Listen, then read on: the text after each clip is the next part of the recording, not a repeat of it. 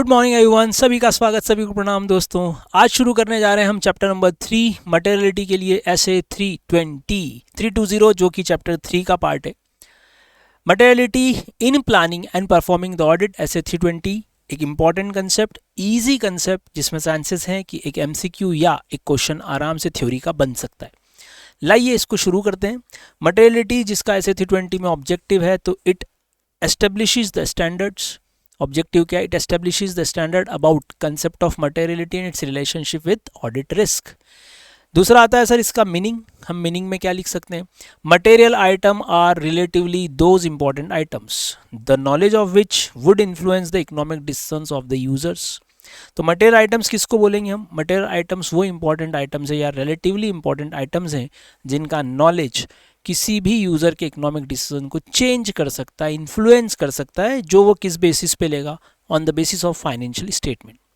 तो मटेरियलिटी को और कहाँ समझाया हुआ, इसका कंटेक्स्ट कहाँ से आता है? तो बेसिकली हम जो एफआरएफ बोलते हैं, एप्लीकेबल एफआरएफ, वहाँ पर भी मटेरियलिटी का कंसेप्ट हो सकता है। एफआरएफ तो बताता ही है कि कौन कौन सी चीज़ें इंपॉर्टेंट है, मटेरियल है।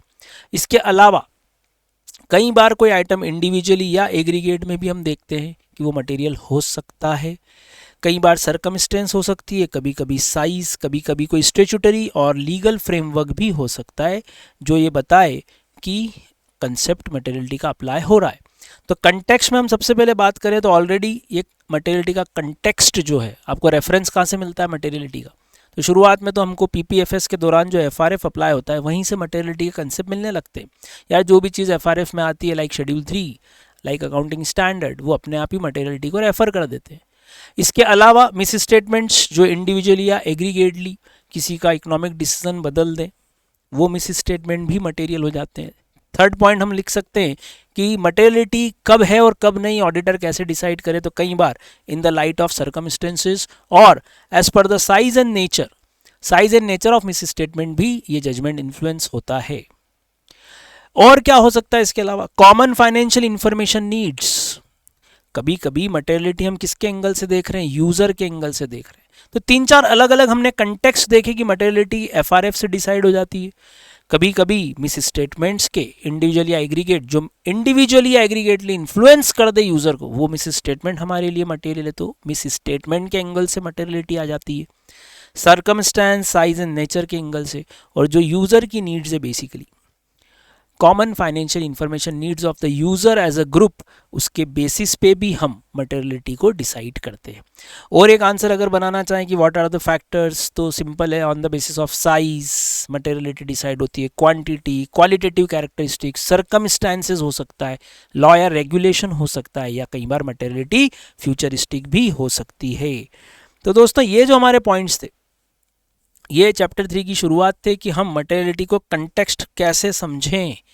अब इसी को इलॉबरेट करा है चैप्टर 3, जिसको हम पार्ट 1 बोल रहे हैं। ऐसे 320 हम जो पढ़ रहे हैं, इसको मैंने पार्ट 1 बताया था आपको क्लास में। हमने 2-3 पार्ट्स में ये चैप्टर लिए थे। 320 का टाइटल है materiality in planning and performing the audit, जो बोलता है कभी कभी misstatement including omission are material if they individually और aggregately can influence the economic decision of the user. तो सर एक डेफिनेशन दी थी कि मटेरियल आइटम्स क्या होते हैं? तो they are relatively important item जिसका नॉलेज यूजर को इन्फ्लुएंस करता है। और सेकंड पार्ट जो हम बोल रहे हैं, इसी तरह से हम एक और बात बोल सकते हैं कि misstatement including some omissions can be material, यदि वो रीजनेबली इन्फ्लुएंस करते हैं economic decision of the user. Objective हमने देख ही लिया था ऑलरेडी, आपको ऐसे 200 में ऑब्जेक्टिव मालूम है, जिसमें वर्ड था मटेरियल मिस स्टेटमेंट, कि financial statement as a whole are free from material misstatement. तो वहां पे भी मटेरियल वर्ड था। और ऑब्जेक्टिव ऑफ ऑडिटर में सेकंड वर्ड जो था कि financial statement are prepared as per applicable FRF in all material aspects. वहां पर ये ऑब्जेक्टिव में दोनों जगह मटेरियलिटी वर्ड था। तो ऑब्जेक्टिव्स ऑफ ऑडिटर जो आप पढ़ते हैं उसमें ऑलरेडी उन्होंने मटेरियलिटी को लिंक कर दिया था। तो एग्जाम में आप ये डेफिनेशन पुटअप कर सकते हैं, यस, कोई दिक्कत नहीं है। इसके अलावा अगर वो कंटेक्स्ट पूछ ले कि एफआरएफ बताते ही है, इसके अलावा यूज़र के एंगल से, साइज, सर्कमस्टेंसेस, नेचर के एंगल से भी हमारे जजमेंट अबाउट द मटेरियलिटी लिए जाते हैं। तो कौन सी चीज़ इंपॉर्टेंट है और कौन सी चीज़ इंपॉर्टेंट नहीं है, हाउ यू विल डिसाइड? तो दीज आर सम फैक्टर्स। कभी कभी कोई चीज़ आज इंपॉर्टेंट नहीं है लेकिन फ्यूचर में इंपॉर्टेंट हो सकती है। पहला क्वेश्चन ये हो गया खत्म। सेकंड होता है ये कि मटेरियलिटी में हमेशा क्या बड़े अमाउंट्स, बड़े मिस स्टेटमेंट्स की बात करोगे, बड़े डिफिशियंसीज की बात करोगे। तो एक क्वेश्चन है कि materiality is not always a matter of relative size, give some examples.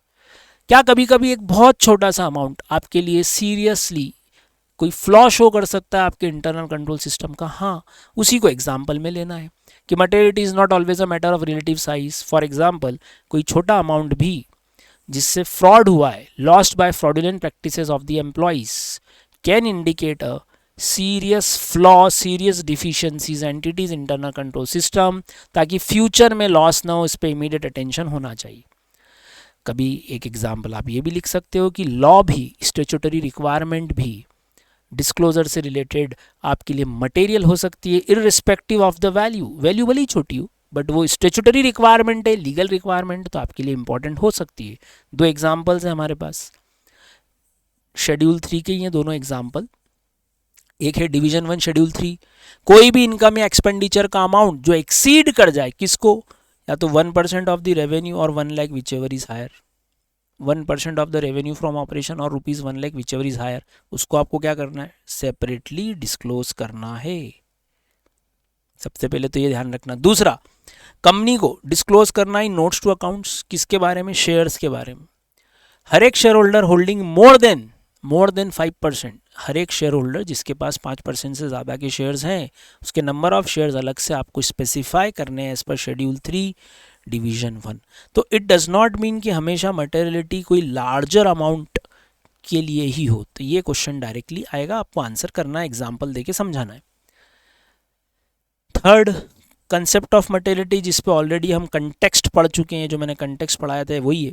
Context को उन्होंने कंसेप्ट वर्ड भी लिया हो तो भी चलेगा, कि एफआरएफ तो मटेरियलिटी बताते ही बताता है। देखो सेम आंसर है क्या, पूरा क्वेश्चन चेंज करा है उन्होंने। डिस्कशंस ऑन मटेरियलिटी और कंसेप्ट ऑफ मटेरियलिटी का आंसर शुरू हुआ कि एफआरएफ हमेशा पीपीएफएस के लिए मटेरियलिटी डिस्कस करते ही है। एफआरएफ हमेशा ही कंसेप्ट ऑफ मटेरियलिटी पे ही बात करते हैं। ये डिस्कशन ऑलरेडी ऑडिटर को एक फ्रेम, एक स्ट्रक्चर प्रोवाइड कर देता है फॉर डिटरमाइनिंग द मटेरियलिटी। इसके अलावा जब एफआरएफ ना बताए तो हम क्या करेंगे, एफआरएफ मटेरियलिटी बता दे, very good, as per FRF follow कर लेना। अब एफआरएफ ना पता है तो उसके लिए एक अलग क्वेश्चन आ सकता है कि if there is no materiality prescribed और described for an entity in its FRF, then how auditor will decide. तो auditor will decide on the basis of following characteristics. और इसमें आपके पास 1, 2 और 3 पॉइंट, तीनों ही आपको मैंने पहले ही पढ़ा दी। स्टार्टिंग में ही हमने कंटेक्स्ट में ही समझ लिया था कि मिस स्टेटमेंट मटेरियल हो जाते हैं इफ इंडिविजुअली और aggregate they can influence the economic decision. Second था सर्कमस्टेंस, थर्ड है साइज और नेचर, और fourth one is common financial information needs of the users. तो देखो मैंने इसको यूज़र के ही एंगल से देखा कि यूज़र के लिए मिस स्टेटमेंट इंपॉर्टेंट है, यूज़र के लिए ग्रुप की नीड्स इंपॉर्टेंट है। जो आंसर हमने कंटेक्स्ट में पढ़ा था उसी को यहाँ पे आप लिख सकते हो कि if there is no materiality prescribed in applicable FRF. तो आप ये 3 पॉइंट लिख सकते हो। बोलो 3 शॉर्ट नोट क्या बनेंगे। एक, मिस स्टेटमेंट मटेरियल हो सकता है अगर वो यूज़र के डिसीजन को इन्फ्लुएंस कर दे। एक, on the basis of circumstances, nature and size, तो इसको हम शॉर्ट फॉर्म बोल सकते हैं NSC, nature size circumstances, NSC. Third था common financial information needs of whole group of users. हम इंडिविजुअल रिक्वायरमेंट की जगह ओवरऑल यूजर के एंगल से ग्रुप ऑफ यूजर के लिए क्या इंपॉर्टेंट है उससे डिसाइड करके भी हम मटेरियलिटी को डिसाइड करते हैं। तो इसीलिए मैंने टाइटल क्या दिया आपके लिए, ग्रुप नीड्स। ये कंसेप्ट और खत्म। एक शॉर्ट नोट अब कभी आ जाए कि प्लानिंग और मटेरियलिटी में क्या रिलेशन है, तो हम हमारी लायबिलिटी तो समझा ही देंगे ऐसे 320 की, कि ऑडिटर की रिस्पॉन्सिबिलिटी है मटेरियलिटी का कंसेप्ट दिमाग में रखे, अप्लाई करे in planning and performing and evaluating the effect of misstatement. Evaluating the effect किस पे, ऑन द ऑडिट या on uncorrected misstatement. Auditor planning में ही बोल देता है कि auditor has to make the judgments about the size of the misstatement, जो वो मटेरियल मानेगा ऑन द बेसिस ऑफ तीनों प्रोसीजर आपको पहले ही मालूम है, आरएपी, एफएपी और आरएपी का रोमम। तो बहुत इजी आंसर है ये, समझो। जब हम प्लान करते हैं, ऑडिटर जब प्लानिंग कर रहा होता है उसी समय वो मटेरियलिटी सोच लेता है कि what should be the size of miss statement which can be material, what should be the size of miss statement which can be material. तो इसी से आपको बेसिस मिलता है किसका, हमको आरएपी एनटी कितने लगाने हैं, हमको एफएपी के एनटी कितने लगाने, क्योंकि मटेरियलिटी लेवल डिसाइड कर चुके हो आप, एक मटेरियलिटी लेवल आपने डिसाइड किया, इसी से आरएपी एफएपी और रोमम डिसाइड हो जाएगा। बोलो, प्लानिंग के दौरान materiality need not be an amount below which all the uncorrected miss statement will always B immaterial. Example ले लेते हैं, अगर आपने मटेरियलिटी लेवल 10 लाख का सेट किया है तो क्या इसके नीचे के सारे ही इररेलीवेंट हैं, इमटेरियल है? ना ना ना ना, अभी हमने पढ़ा था मटेरियलिटी हमेशा साइज का मैटर नहीं होती।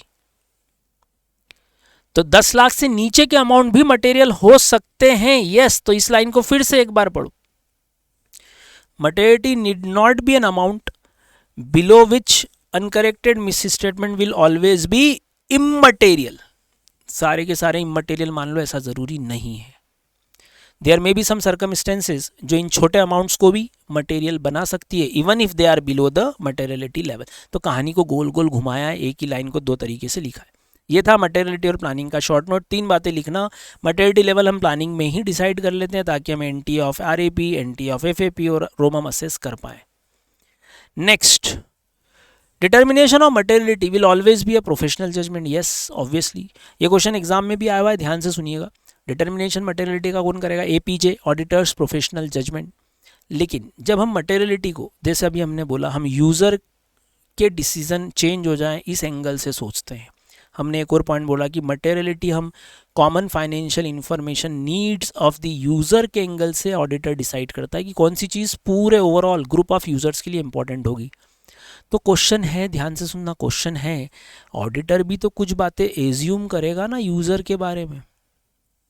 क्यों करेगा? अगर मैं अजम्पशन ही ना लूँ, जैसे शेड्यूल 3 में मैं ऐसा प्रेजेंटेशन क्यों नहीं करता, ऑल असेट्स ऑल लाइबिलिटीज़, क्योंकि मुझे लगता है यूज़र इसका अलग अलग सेपरेट डिस्क्लोजर चाहेगा। शेड्यूल 3 तो बोलते ही है, पर थोड़ी देर के लिए शेड्यूल 3 ना बोलता होता तो भी हम अलग अलग हेड्स में, फिक्स असेट, करंट असेट्स, अलग अलग हेड्स में डिवाइड करके शो करते। अब इसका मतलब मैं ये एज्यूम कर रहा हूँ ना कि यूज़र को ये बैलेंस शीट समझ पड़ता है, तभी तो हम प्रेजेंट कर रहे हैं। तो इसी तरह से मटेरियलिटी भी एक प्रोफेशनल जजमेंट का मुद्दा है, और ये ऑडिटर का परसेप्शन होता है कि यूज़र भी कुछ बातों को समझता है। तो क्वेश्चन है, what are the assumptions about the users by the auditor. तो जब मैं कोई चीज़ आपको बोल रहा हूँ, मैं बोल रहा हूँ अरे एसे 320 वेरी वेरी इंपॉर्टेंट, अगर मैंने आपको ये बोला कि एसे 320 बहुत इंपॉर्टेंट है भाई, पढ़ के ज़रूर जाना, तो आप समझ जाओगे ना। तो फिर इसका मतलब मैंने भी तो ये अजम्पशन लिया ना कि जब मैंने आपको ये कम्युनिकेट किया होगा तो मैंने भी एज्यूम किया होगा ना कि आप मेरी बात समझोगे, कि मैंने तो ये मान लिया होगा कि ये तो मेरी बात सुनेंगे ही नहीं। ना ना ना, मैंने यही माना होगा कि आप मेरी बात सुनोगे। तो सिमिलरली जब एक ऑडिटर मटेरियलिटी पे कुछ चीज़ें सोचता है तो वो ये एज्यूम करता है कि यूज़र भी कुछ बातों को समझेगा, और वो बातें क्या हैं तो ध्यान से सुनना, चूंकि ये प्रोफेशनल जजमेंट है, it is also affected by the auditors perception of the users needs और यूज़र नीड ऑफ इन्फॉर्मेशन। तो ऑडिटर प्रेजेंट ही वो कर रहा है जो यूज़र को चाहिए। तो इस बारे में ऑडिटर के 4 अजम्पशन है। पहला, यूज़र को रीजनेबल नॉलेज है बिजनेस, इकोनॉमिक, अकाउंटिंग का, और उसकी इच्छा है, अभी मैंने बोला ना ऐसे 320 इंपॉर्टेंट है, तो मेरी इच्छा है कि आप इसको स्टडी करो, तभी तो मैंने बोला ये वेरी इंपॉर्टेंट है भाई, प्लीज़ पढ़ लेना। तो ऑडिटर भी यही बोल रहा है कि उसको बिजनेस, अकाउंटिंग और इकोनॉमिक एक्टिविटी पता है और उसकी इच्छा है पढ़ने की इन्फॉर्मेशन को विथ रीजनेबल डिलीजेंस। ये ऑडिटर अगर एज्यूम नहीं करता है तो ऑडिटर कुछ भी शो नहीं करेगा फिर। सेकेंड, ऑडिटर एज्यूम करता है दैट यूज़र अंडरस्टैंड कि फाइनेंशियल स्टेटमेंट प्रिपेयर, प्रेजेंट और ऑडिट जो हुए हैं वो सभी मटेरियलिटी लेवल पे हुए हैं। थर्ड, उसका अजम्पशन है कि यूज़र जो भी डिसीजन लेगा रीजनेबल लेगा on the basis of this information. Fourth, वो अजम्पशन ले रहा है कि यूज़र ये समझता है, रिकॉग्नाइज करता है कि जो भी अमाउंट मेजरमेंट हुए हैं अगर वो फ्यूचर इवेंट से रिलेटेड है तो they are always based on estimates and there are some inherent limitation. तो मैंने हिंदी में एक लाइन लिखी कि ऑडिटर मटेरियलिटी किसके एंगल से देखता है? यूज़र के एंगल से। तो वो यूज़र के बारे में कुछ बातें भी तो एज्यूम करेगा, जैसे कि उसको बिजनेस का नॉलेज है तभी तो वो डिसीजन बताएगा। अगर यूज़र को कुछ नॉलेज ही नहीं है तो मटेरियलिटी बताओ या ना बताओ कोई फ़र्क नहीं पड़ेगा। अगर यूज़र को कुछ पता आता ही नहीं है तो फिर यार ऑडिटर बोलेगा मटेरियलिटी का कंसेप्ट ही क्यों लगा रहा हूँ। तो क्वेश्चन समझ में आया होगा। ये 4 पॉइंट है, 4 मार्क्स के लिए आया हुआ है एग्जाम में क्वेश्चन, प्लीज़ इसको ज़रूर पढ़ना। 4 मेन बातें, पहला उसको रीजनेबल नॉलेज है बिजनेस इकोनॉमिक अकाउंटिंग का और वो स्टडी कर लेगा इन्फॉर्मेशन की। सेकेंड, वो अंडरस्टैंड करता है, ये बात समझता है कि PPA प्रिपेयर प्रेजेंट ऑडिट हुआ है, मटेरियलिटी लेवल पे हुआ है। यूज़र जो है जो भी लेगा रीजनेबल डिसीजंस लेगा, और यूज़र ये रिकॉग्नाइज करता है कि हम अमाउंट मेजर करते हैं ना अगर फ्यूचर का, तो उसमें एस्टिमेट्स इन्वॉल्व है और उसकी अपनी एक इनहेरेंट लिमिटेशन है। ये 4 अजम्पशन यूज़र के बारे में रखना है। मटेरियलिटी लेवल कैसे डिसाइड करें, तो हमने एक फार्मूला लिखा था मैथमेटिकली कि materiality level for an entity is equal to appropriate benchmark into a percentage. अब एक एक करके आइटम देख लेते हैं कि ये एक प्रोफेशनल जजमेंट है, एक परसेंटेज अप्लाई किया जाएगा टू अ चूजन बेंचमार्क। तो पहली स्टेप क्या है, you have to choose a appropriate benchmark. Factors जो इसके आइडेंटिफिकेशन में आपकी हेल्प कर सकते हैं, ये आपका क्वेश्चन है जो एग्जाम में आएगा कि what are the factor that may affect the identification of appropriate benchmark. तो बेंचमार्क कहाँ से निकालोगे सर? बेंचमार्क या तो आप एलिमेंट्स ऑफ फाइनेंशियल स्टेटमेंट से ले लो, asset liability equity revenue expense. Benchmark आप यूजर किस पे ज़्यादा फोकस करेगा, attention of the user of a entity tends to be focus, तो उसका अटेंशन किस पे ज़्यादा फोकस होगा, वहाँ से ले लो आप। Like profit, revenue, net assets, ये 3 एग्जाम्पल लिख देना। Third point, nature of the entity से आप मटेरियलिटी का बेंचमार्क ले सकते हो, industry and economic environment, ownership structure, finance. अगर कोई एंटिटी डेप्ट से ज़्यादा फाइनेंस है रेदर देन इक्विटी, तो यूज़र का ज़्यादा फोकस असेट्स पे होगा रेदर देन एंटिटी की अर्निंग, तो इस अकॉर्डिंग आप बेंचमार्क ले सकते हो। फोर्थ, जो भी बेंचमार्क आप सिलेक्ट करना चाहते हो उसकी वॉलेटिलिटी क्या है, बहुत ज़्यादा वॉलेटाइल है तो मत सिलेक्ट करना, कम वॉलेटाइल है तो सिलेक्ट कर लेना। These are the 4 factors. Main word बोले, एलिमेंट्स ऑफ फाइनेंशियल स्टेटमेंट हो जाएगा, user of the attention of the user is focused financial statement में, नेचर ऑफ द एंटिटी जिसमें ऑनरशिप, फाइनेंसिंग, इंडस्ट्री और इकोनॉमिक एनवायरनमेंट आ गया। Fourth one is relative volatility. ये question यहाँ एंड होता है। 4 पार्ट है जिससे हम बेंचमार्क सिलेक्ट कर सकते हैं। अब उसी के एग्जांपल्स दिए हैं यहाँ पे, देखो इतने सारे एग्जांपल्स हैं। अगर आप कैपिटल बेस्ड बेंचमार्क लेना चाहते हो तो असेट या इक्विटी को ले लो, अगर एक्टिविटी बेस्ड लेना चाहते हो तो रेवेन्यू या एक्सपेंसेस को ले लो, यूजर बेस्ड अर्निंग बेस्ड लेना चाहते हो जिसपे यूजर का ज़्यादा अटेंशन होता है तो आप प्री टैक्स ले लो, नॉर्मलाइज ले लो, EBIT ले लो, इप्टा ले लो, ग्रॉस मार्जिन ले लो। ये एग्जांपल्स हैं कि एक्टिविटी बेस्ड 2 पॉइंट है, कैपिटल बेस्ड 2 पॉइंट है, यूजर अटेंशन या अर्निंग बेस्ड इतने सारे एग्जांपल्स हैं। इनमें से किसी को भी आप बेंचमार्क बना सकते हो, हमने रेगुलर क्लास में इसकी डिटेल डिस्कशन किया था। और circumstance of the entity which includes categories of reported income like PBT, total revenue, gross profit, total expense, total equity, net asset value, इनमें से किसी को भी आप बेंचमार्क ले सकते हो as per your judgment. Profit oriented activities हो तो क्या करना है, PBT ले लेते हैं, वो ज़्यादा बेटर है। अगर PBT बहुत वॉलेटाइल हो तो सर फिर ग्रॉस प्रॉफिट लेना। तो अभी तक हमने क्या डिसाइड किया, लाइक हम बेंचमार्क ले रहे हैं सेल्स को, हमने सेल्स को बेंचमार्क लिया। अब क्या डिसाइड करना है, परसेंटेज। कहाँ से लिया सेल्स आपने, सर आपने इसको रेवेन्यू बेस्ड ले लिया, सेल्स एक्टिविटी बेस्ड। अब बेंचमार्क तो तय कर लिया, बेंचमार्क के लिए डाटा कहाँ से लाओगे, आपने बोल तो दिया हम sales into a certain percent करेंगे, तो सेल्स का डाटा कहाँ से लाओगे, तो रेलिवेंट फाइनेंशियल इन्फॉर्मेशन कहाँ से लाओगे, तो या तो प्रायर पीरियड का डाटा यूज़ करोगे। तो देखो यहाँ लिखा है प्रायर पीरियड के फाइनेंशियल रिजल्ट्स और फाइनेंशियल पोजीशन का, मतलब लास्ट ईयर की सेल्स को बेस बना रहे हो आप।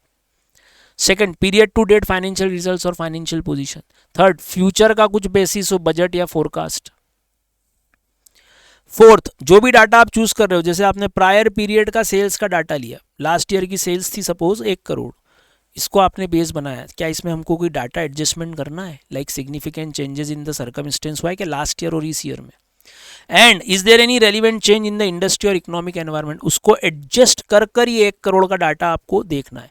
1 करोड़ की सेल 22, 23, 24 की थी, 24, 25 के लिए आप बेंचमार्क ले रहे हो, अप्रोप्रिएट बेंचमार्क बोलो क्या लिया, सेल्स, सेल्स कितने रुपए, ओ तो आपने बोला हम प्रायर पीरियड का लेंगे, ओके प्रायर पीरियड का ले लो 1 करोड़, इसमें कोई एडजस्टमेंट करने की रिक्वायरमेंट है क्या due to changes in the last year and current year, बोलो। तो ये 4 आपके डाटा के लिए एग्जाम्पल्स हैं, prior, budget, period to date and adjustment. Example easy था, स्टार्टिंग पॉइंट में हो सकता है आपने परसेंटेज ऑफ PBT लिया हो, लेकिन जैसे जैसे आप ऑडिट में आगे बढ़ते गए आपको समझ में आया there is some exceptional either increase और डिक्रीज। जिससे ऑडिटर ने ये कंक्लूड किया कि नहीं नहीं नहीं नहीं, मटेरियलिटी के लिए परसेंटेज ऑफ पीबीटी की जगह हम नॉर्मलाइज्ड पीबीटी लेना चाहेंगे। ये आपने एडजस्ट कर दिया। चलो साहब, परसेंट कैसे डिसाइड करोगे? अब बेंचमार्क तो ढूंढ लिया, how to choose the percent. तो हमेशा परसेंटेज और बेंचमार्क में एक रिश्ता है। हमने इसके प्रैक्टिकल एग्जाम्पल बनाए थे क्लास में कि जो भी परसेंटेज आप पीबीटी पे लगा रहे हो वो हमेशा हायर होगा रेदर देन टोटल रेवेन्यू पे, क्योंकि ये नेट है, ये ग्रॉस है। इसका एग्जाम्पल भी था, अगर आप पीबीटी पे 5% ले रहे हो प्रॉफिट ओरिएंटेड एक्टिविटी में, तो फिर 1% होगा टोटल रेवेन्यू का अगर आप एनपीओ के लिए ले रहे हो। ये एग्जाम्पल ऐड कर देना। तो हमेशा इनका रिलेशन तो रहेगा ही, ये हमने क्लास में इसको समझा था। अभी डिटेल पे नहीं जा रहा हूँ मैं कि परसेंटेज आप चाहो तो वैसे निकाल सकते हो कि 1 करोड़ का 5% निकालना और 10 लाख का 5% निकालना, ये आपका प्रॉफिट है या आपका सेल्स है। तो ये आता है आपका 5 लाख, लेकिन 10 लाख का 5% 50,000 ही होता है। तो ऑब्वियसली यहाँ पे आपको परसेंट इंक्रीज करना पड़ेगा ना।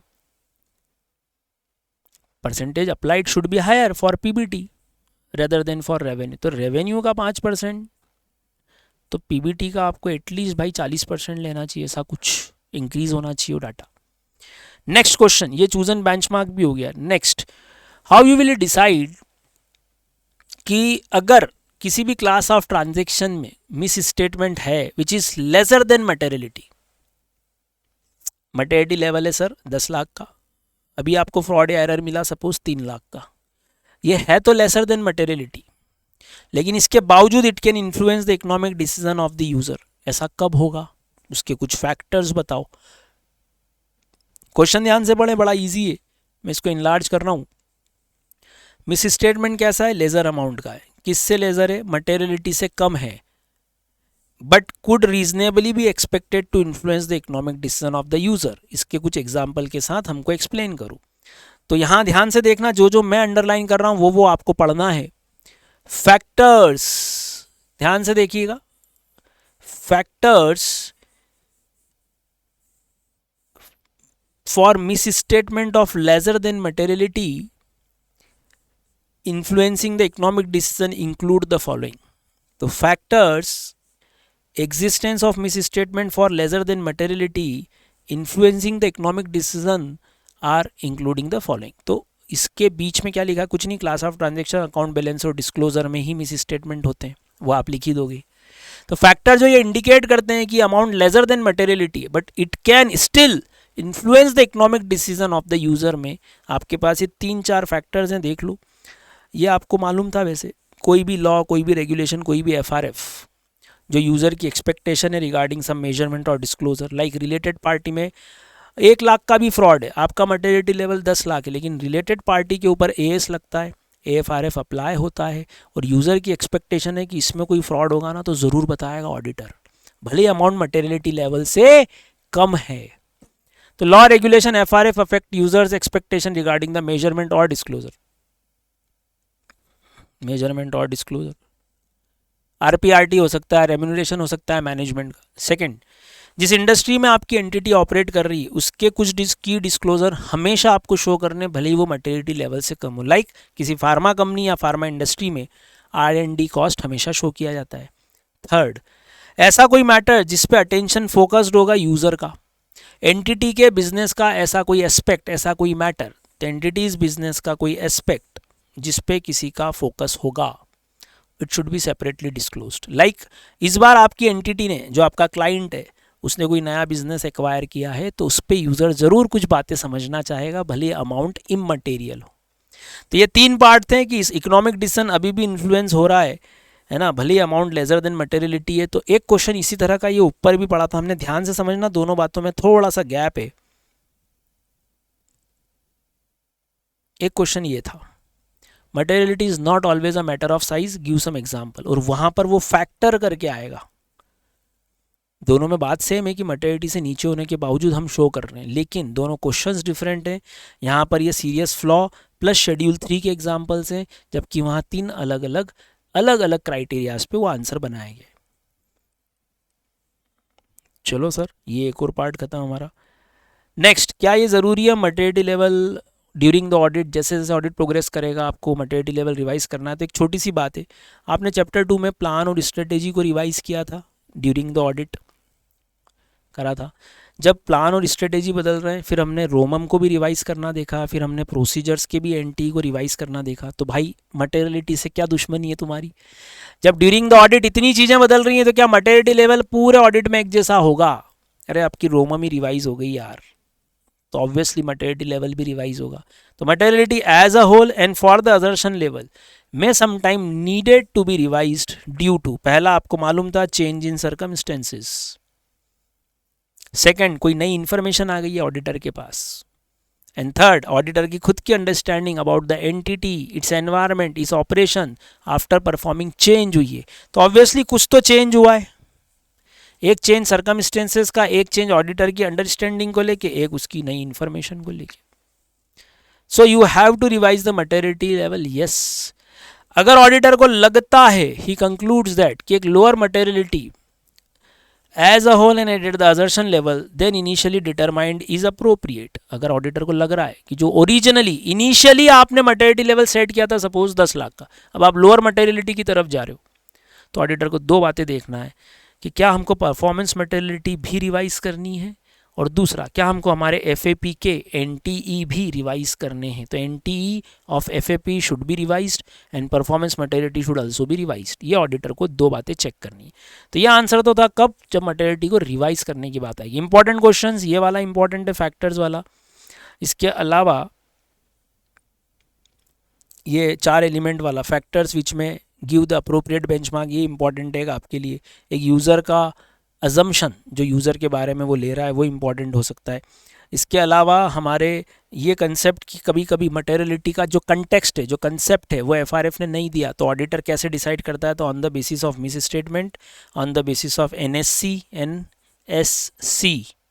Nature, size and circumstances, and third common financial information needs of the group users. बोलो, इससे डिसाइड करता है। ये कुछ क्वेश्चन इंपॉर्टेंट है। लास्ट पार्ट जो बच गया है वो है परफॉर्मेंस मटेरियलिटी, आखिरी डेफिनेशन परफॉर्मेंस मटेरियलिटी की, ध्यान से देखिएगा। इसकी डेफिनेशन जरूर पढ़ के जाना, डायरेक्ट भी आ सकती है और एक क्वेश्चन आ सकता है why performance materiality is needed, जरूरत क्या है परफॉर्मेंस मटेरियलिटी को सेट करने की। डेफिनेशन याद करें, अमाउंट या अमाउंट जो हमने सेट किया है ऑडिटर ने, ये मटेरियलिटी लेवल है। ऑब्वियसली इससे नीचे ही परफॉर्मेंस मटेरियलिटी लेवल होगा। Amount set by the auditor at less than materiality as a whole, क्यों? To reduce to an appropriate level the probability. क्यों सेट कर रहे हो परफॉर्मेंस मटेरियलिटी का एक और लेवल? To reduce the probability that aggregate of uncorrected misstatement, जो ये एग्रीगेट होगा ना, uncorrected misstatement, undetected misstatement, ये एक्सीड कर जाए मटेरियलिटी को, इसके चांसेस कम करना चाहते हो, तो आप इस प्रोबेबिलिटी को रिड्यूस करना चाहते हो कि कुछ भी हो जाए, aggregate of uncorrected and undetected miss statement, aggregate of uncorrected और अनडिटेक्टेड कुछ भी हो जाए, मटेरियलिटी को एक्सीड ना करे, ये चांस आप हमेशा रिड्यूस करना चाहते हो। तो you want to reduce the probability कि एग्रीगेट आपके ओरिजिनल मटेरियलिटी लेवल को कभी भी एक्सीड ना करे।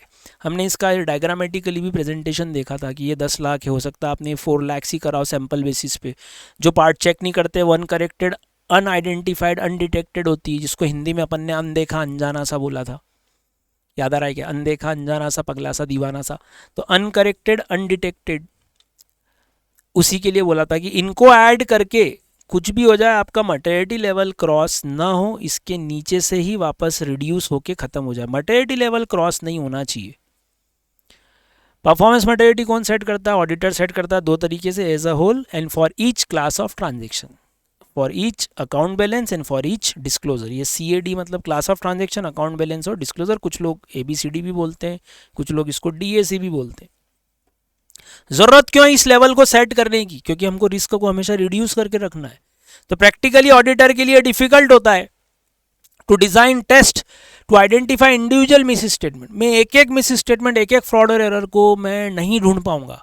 प्रैक्टिकली मेरे लिए इस तरह के टेस्ट डिजाइन करना डिफिकल्ट है। तो फिर ऐसे में क्या होगा? ऐसे में ये रिस्क हमको लोअर करनी है कि auditor will not be able to identify misstatement when aggregated. अभी आप इंडिविजुअल आइटम्स को तो आइडेंटिफाई नहीं कर पा रहे हो ना, तो आपने क्या करा, एक रखा आपने मटेरियलिटी लेवल, एक रखा उसके नीचे कहीं परफॉर्मेंस मटेरियलिटी लेवल। चांस क्या रखे कि जब ये इंडिविजुअल आइटम एग्रीगेट हो भी जाएंगे ना, तो कुछ भी हो जाए इस लेवल को क्रॉस नहीं करेंगे।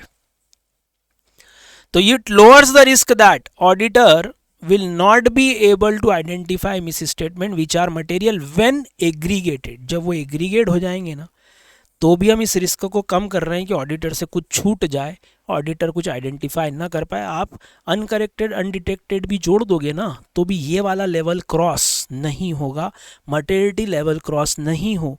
इसके लिए हमने एक परफॉर्मेंस मटेरियलिटी रखा है ताकि ऑडिटर यहीं से अवेयर हो जाए, यहीं से अपनी एंटी ऑफ ऑडिट प्रोसीजर्स को इंक्रीज कर देगा. तो ये लास्ट क्वेश्चन था मालिक. यहाँ आके ये ऐसे ख़त्म होता है, अराउंड 30 मिनट्स का है. ये पूरी इसकी समरी है. यहाँ पे आप समरी देख सकते हैं. आपने क्या क्या पढ़ा, मीनिंग पढ़ा, ऑब्जेक्टिव पढ़ा, कंटेक्स्ट पढ़ा. कंटेक्स्ट दो तरह से, एक हमको जो एफआरएफ बताता और एक जो हमको एफआरएफ नहीं बताता. तो इसके हमारे पास 3 पॉइंट्स थे. हमेशा क्या ये रिलेटिव साइज का ही मुद्दा है, तो इसमें हम एग्जाम्पल दे देंगे. एक हम इंटरनल कंट्रोल सिस्टम का देंगे, 2 शेड्यूल 3 के देंगे. यस, 5th पॉइंट है मटेरियलिटी का relation between the planning and materiality, between the materiality and audit risk. फिर अप्रोप्रिएट बेंचमार्क और परसेंटेज. अप्रोप्रिएट बेंचमार्क को फैक्टर्स, आपको 4 फैक्टर्स दे दिए. अप्रोप्रिएट बेंचमार्क के बहुत सारे एग्जांपल्स दे दिए. फिर परसेंटेज चूज करना है तो अप्रोप्रिएट परसेंटेज होना चाहिए, पीबीटी का हायर होना चाहिए, रेवेन्यू का लोअर होना चाहिए. ये भी आपने देखा. बोलो. फिर कई बार मिस स्टेटमेंट का एग्जिस्टेंस यूजर के डिसीजन को इन्फ्लुएंस कर रहा है, भले ही वो मटेरियलिटी से लोअर है, तो उसके फैक्टर्स देखे 3 आपने. फिर परफॉर्मेंस मटेरियलिटी का मीनिंग और उसकी नीड देखी. जब जब भी ऑडिट में मटेरियलिटी लेवल रिवाइज होगा, परफॉर्मेंस मटेरियलिटी लेवल भी रिवाइज होगा due to change in circumstances, due to new information. ये भी आपने देखा ना आखिरी क्वेश्चन की रिक्वायरमेंट कब रहती रिवीजन की. Change in circumstance, new information, change in auditor understanding. ये 3 बातें देखिए. और क्या बचा इस ऐसे में, डॉक्यूमेंटेशन कर लेना जो भी आपने ये सब करा इसका. तो परफॉर्मेंस मटेरियलिटी का डॉक्यूमेंटेशन होना चाहिए, मटेरियलिटी का डॉक्यूमेंटेशन होना चाहिए. देख लो इधर, मटेरियलिटी लेवल का डॉक्यूमेंटेशन, परफॉर्मेंस मटेरियलिटी लेवल का डॉक्यूमेंटेशन. जब जब भी इनमें रिवीजन हो उनका डॉक्यूमेंटेशन अलोंग विथ रीजंस. ये रिवाइज क्यों करना पड़ा, ये छोटा सा ऐसे है, इसको रिवाइज कीजिएगा. एक क्वेश्चन की प्रोबेबिलिटी हमेशा इसमें से आती है. और अब वो केस स्टडी में अप्रोप्रिएट बेंचमार्क इनटू परसेंटेज का क्वेश्चन भी आपसे पूछ सकते हैं. अब ये जो हमने मैथमेटिकल फार्मूला पढ़ा ना कि लाओ हमको मटेरियलिटी लेवल बता दो, वो आपको बेंचमार्क दे देंगे, परसेंटेज दे देंगे, या वो आपसे बेंचमार्क में 2-3 ऑप्शंस दे देंगे. आपको सोचना रहेगा कौन सा बेंचमार्क ज़्यादा बेटर है. वो हो सकता है बोले एक बेंचमार्क है जो ज़्यादा वोलेटाइल है, तो आप इसको कंसिडर मत करना क्योंकि फिर आपका मटेरियलिटी लेवल बिगड़ जाएगा. तो इस तरह के क्वेश्चन अब MCQs में भी आ सकते हैं, इसलिए इसको अच्छे से पढ़ना. ये था आपका पहला पार्ट SA 320 मटेरियलिटी लेवल्स पे. SA 320 के बाद नेक्स्ट पार्ट जो हमारे लिए एक इंपॉर्टेंट है, जिसमें से भी एक क्वेश्चन हर बार पूछा जा रहा है, वो है चैप्टर 3 का ऑटोमेटेड एनवायरनमेंट. SA 320 के बाद ऑटोमेटेड एनवायरनमेंट जो हमने मॉड्यूल से भी पढ़ा था, तो मॉड्यूल से ही एक बार और इसकी रीडिंग लेते हैं, इसको रिवाइज करते हैं. ऑटोमेटेड एनवायरनमेंट की डेफिनेशन. अच्छा, ये दोनों सबसे पहले इसीलिए पढ़ा है कि ये इजी भी है, जैसे आपसे 15-20 मिनट्स में हो जाएगा. इसमें से भी एक क्वेश्चन की प्रोबेबिलिटी है, 320 में से भी एक क्वेश्चन की प्रोबेबिलिटी है. तो इसलिए सबसे पहले हम ये 2 पार्ट कवर कर रहे हैं. ऑटोमेटेड एनवायरनमेंट की डेफिनेशन होती है जहाँ पर dopa means decision, accounting, processes and operations, ये सब कैरी होंगे किसके द्वारा, बाय कंप्यूटर सिस्टम्स. तो जहां डिसीजंस, ऑपरेशंस, प्रोसेसिंग और अकाउंटिंग सब कुछ किस पे होती है, कंप्यूटर सिस्टम से. इस एनवायरनमेंट का एक और नाम है IT सिस्टम या इंफॉर्मेशन सिस्टम. की फीचर्स क्या क्या बोलोगे, 2 शॉर्ट फॉर्म बनाए थे, फेल और सेलान. फेल था for faster business operation, accuracy in data processing is for A. Large volume के लिए था L, लार्ज वॉल्यूम को प्रोसेस कर सकता. I is for integration among the business operations. Then better security and controls, तो S is for security. Latest information provide होती है LA. N is for networking capability, N is for networking capability. And E is for human errors के chances कम हो जाते हैं. तो ये 2 short form से आप ध्यान रखने की कोशिश करना. RAP करना है आपको. क्या किसी भी ऑर्गेनाइजेशन में जब आप जाओगे और वहाँ पर IT एनवायरनमेंट है, तो पहले वापस RAP, understanding and documenting the environment, क्योंकि वहाँ तो एनवायरनमेंट भी इंफॉर्मेशन टेक्नोलॉजी या इंफॉर्मेशन सिस्टम्स का है. तो understand the entity, it's automated environment में आप मेजरली क्या सीखते हो, सर IT डिपार्टमेंट कैसा है, एक्टिविटीज़ इनकी क्या क्या है IT पे डिपेंडेंसीज क्या क्या है, उसकी रिस्क और कंट्रोल्स कैसे हैं.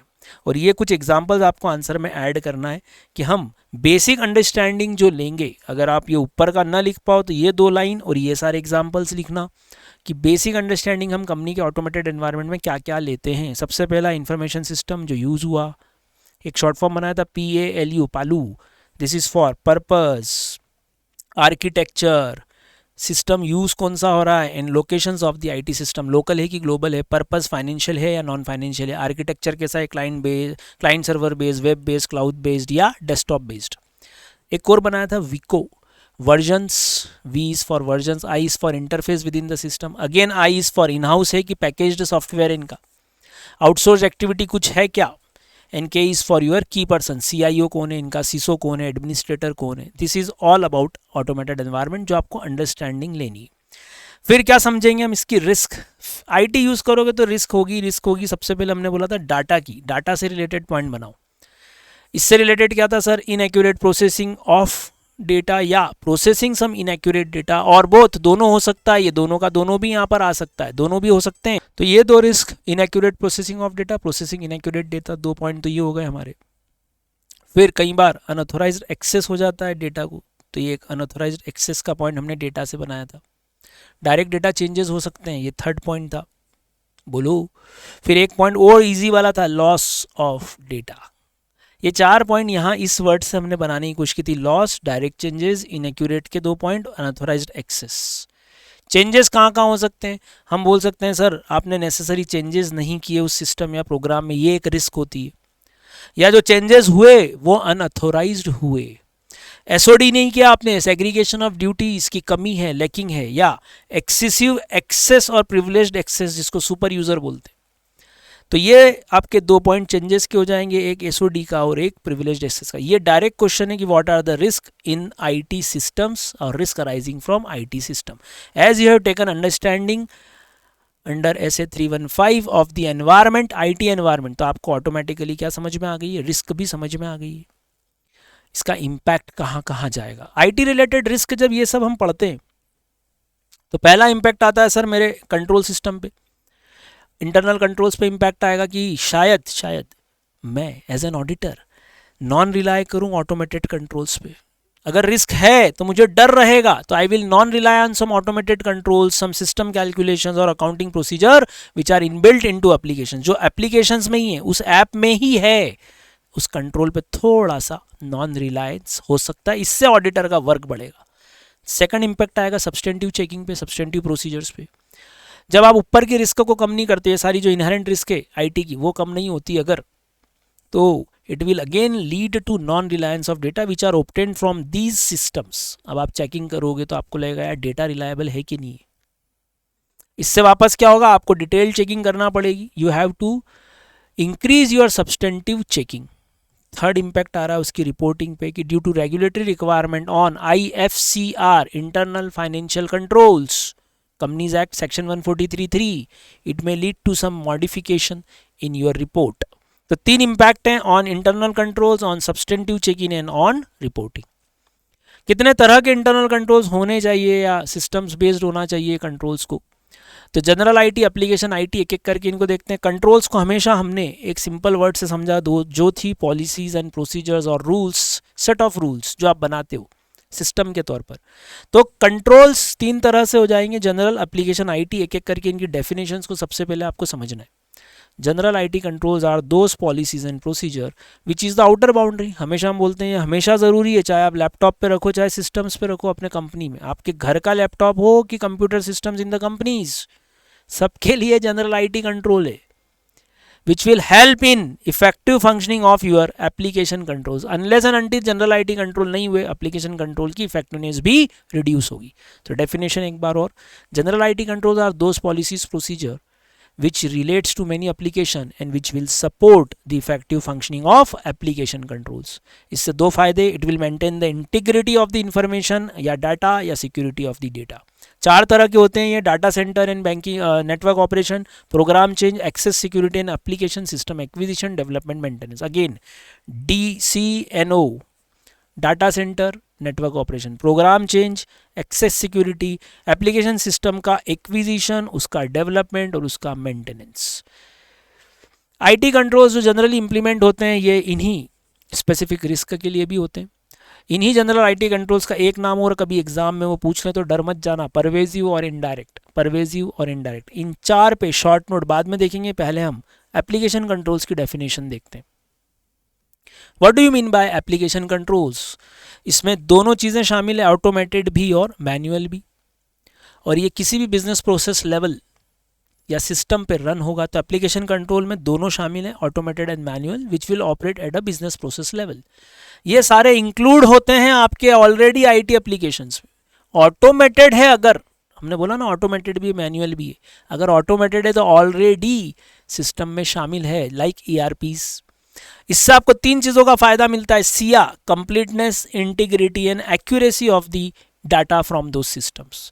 ऑटोमेटेड एप्लीकेशंस के कुछ एग्जांपल लाइक एडिट चेक्स, ये ज़रूर लिख के आना है आपको, edit checks, validation of input data, sequence number, user limit, Netflix use करते हो ना, है ना, यूज़र लिमिट रहती है ना, रीजनेबलनेस चेक्स, मैंडेटरी डाटा फिल्स जिस पे एरिस्टिक लगा होता है आईसीआई के फॉर्म पे कि ये जब तक फिल नहीं करोगे फॉर्म आगे नहीं बढ़ेगा, सबमिट नहीं होगा।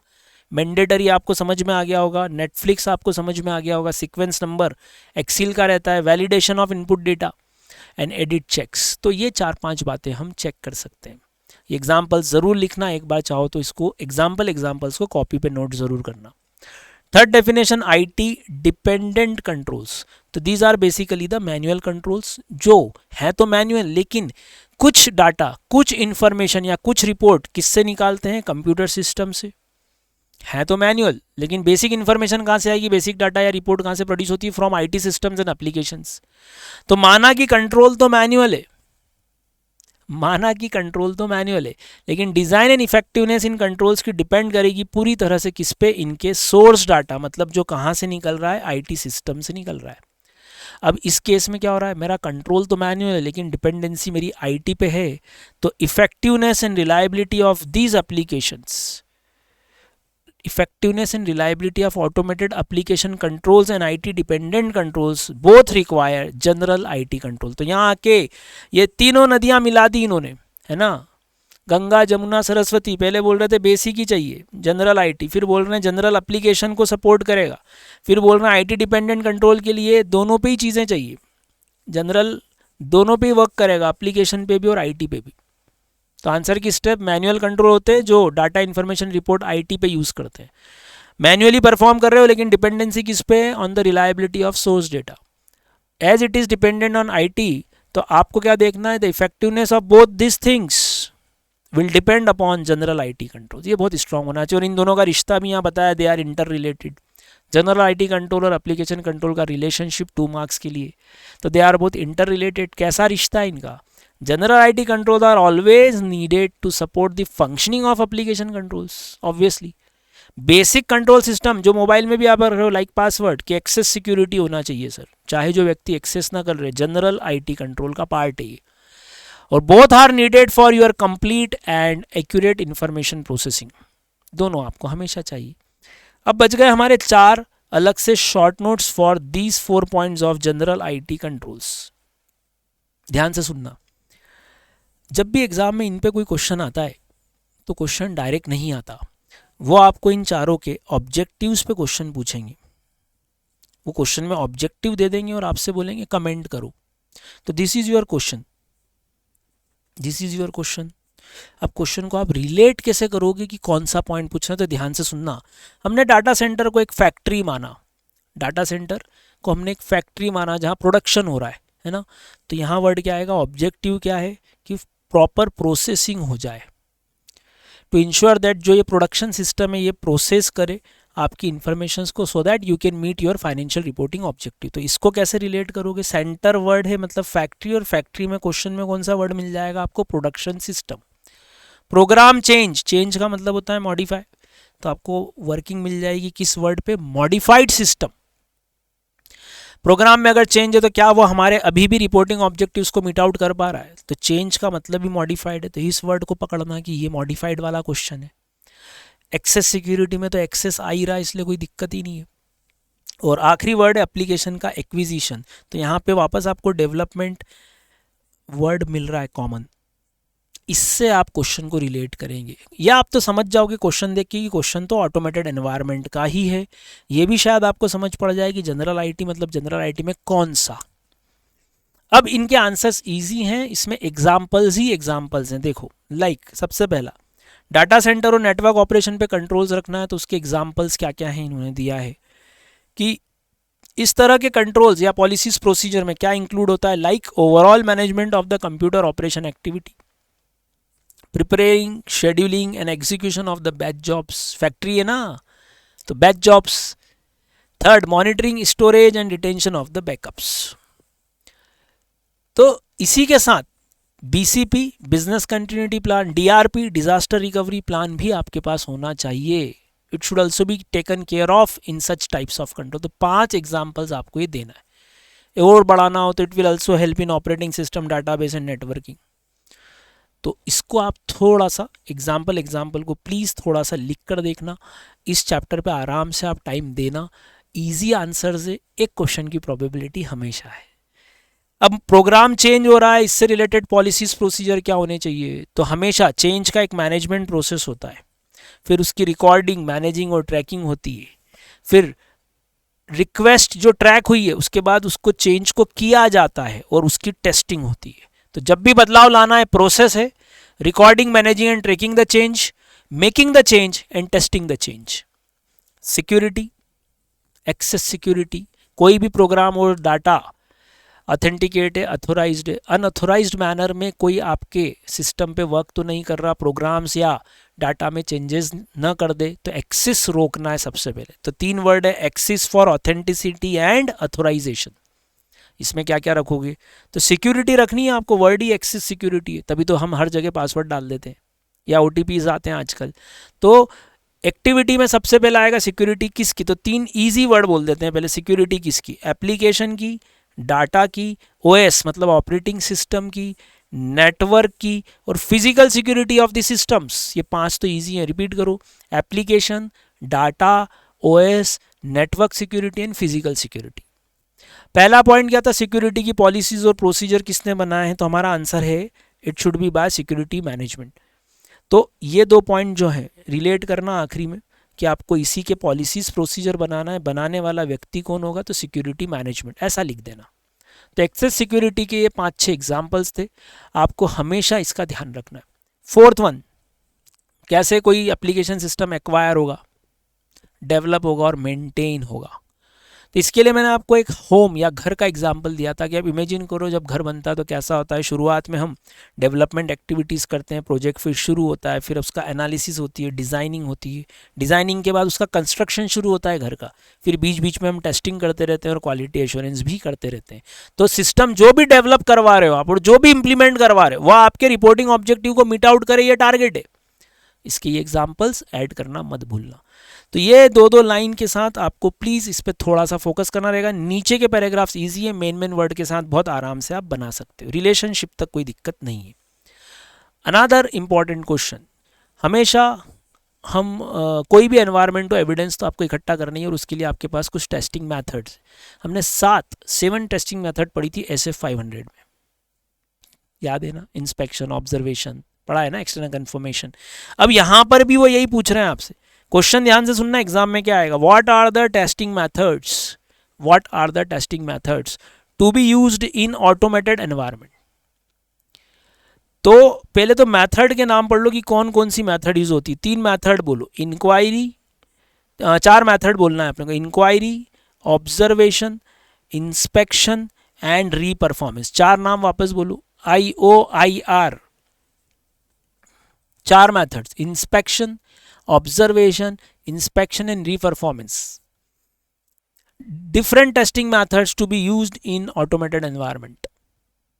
अब इसके अंदर शॉर्ट नोट कैसा जाएगा, तो देखो शुरुआत होगी कि inquiry is the most efficient method, है ना, तो ये लिखा है inquiry is the most efficient, लेकिन ऑडिट एविडेंस के एंगल से ये सबसे कम ऑडिट एविडेंस देगा, हाईएस्ट इफिशिएंसी लेकिन लोएस्ट ऑडिट एविडेंस।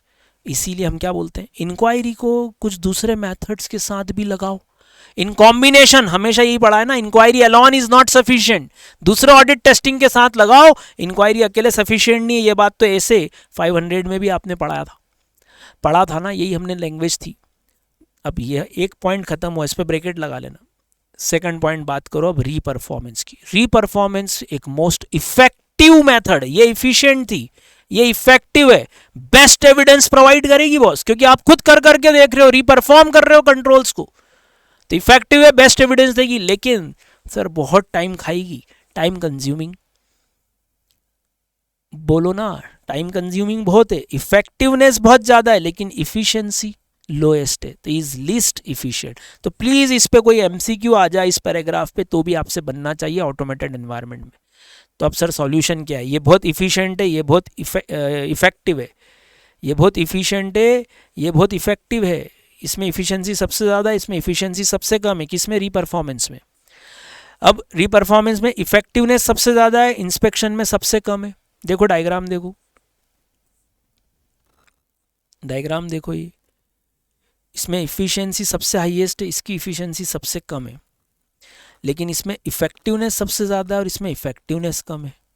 इसमें इफिशिएंसी कम क्यों है? क्योंकि ये टाइम बहुत लेता है। इफेक्टिवनेस भी ज़्यादा तो है लेकिन टाइम बहुत लेता है। यस, ये आंसर इस तरह से बनेगा। तो अब कॉम्बिनेशन क्या है? तो आंसर का सॉल्यूशन था कि inquiry along with inspection is the best solution. तो देखो सेकंड पैराग्राफ मन से लिख पाओगे क्या आप? Generally when you are applying inquiry in combination with inspection, तो आपको दोनों का कॉम्बो मिल गया, इफेक्टिवनेस का भी और इफिशियंसी का भी।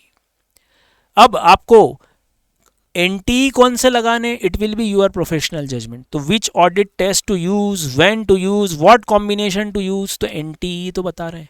And it will depend upon risk assessment, it will depend upon control environment, it will depend upon history of errors and misstatement, easy वाले ले लेना। It will depend upon complexity of the business, it will depend upon the assertions being checked, being addressed.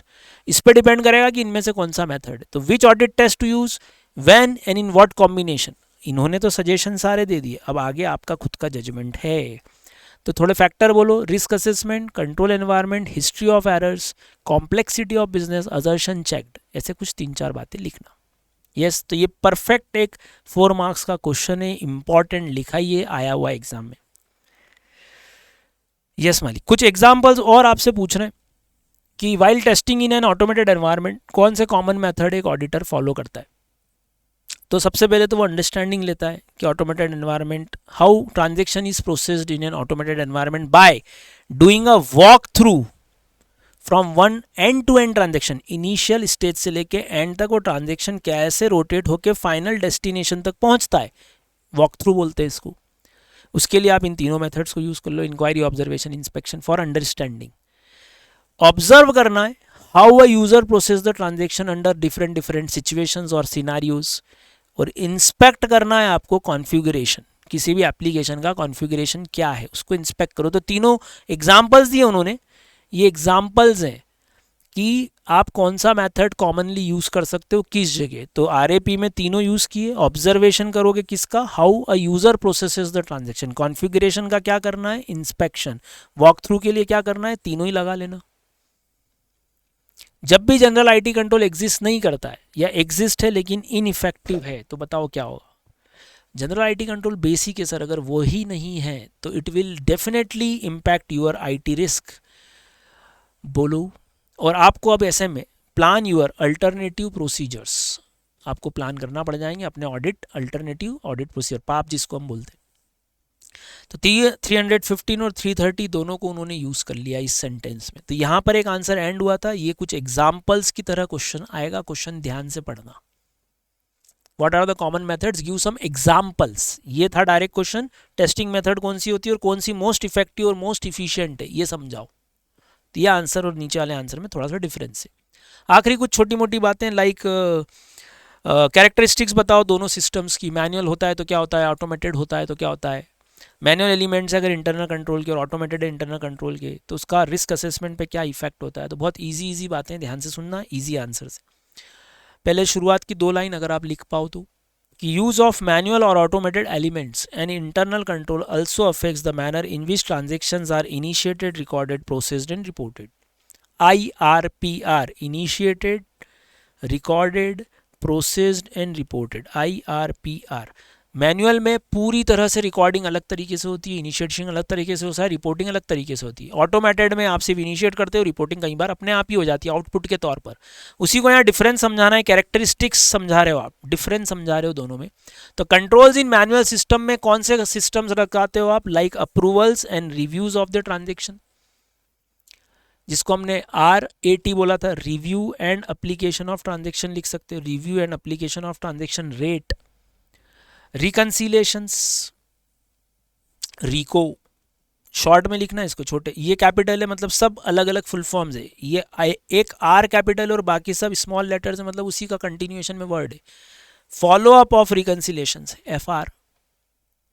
Alternatively आप क्या use कर सकते हो फिर? Automated procedure use कर लो फॉर इनिशिएटिंग रिकॉर्डिंग प्रोसेसिंग, जिसमें सारा पेपर डॉक्यूमेंट रिप्लेस हो जाता है इलेक्ट्रॉनिक डॉक्यूमेंट से।